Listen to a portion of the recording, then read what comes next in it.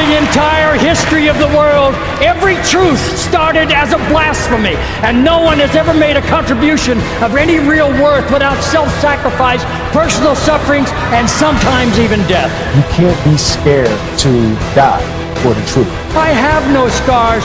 What a pity. Was there nothing worth fighting for? Find something in your life worth fighting for, because when you do, you will have discovered a way to unite the will of the Spirit to the work of the flesh, and all of humanity will have discovered fire for the second time.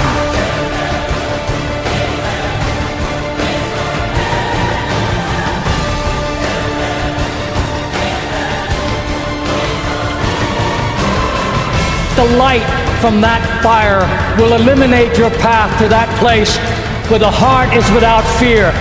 It's something that truly exists in all of us.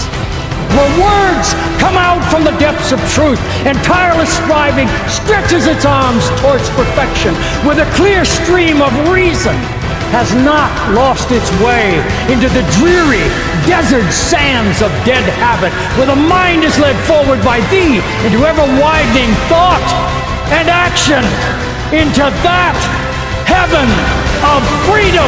The only person standing in the way is you.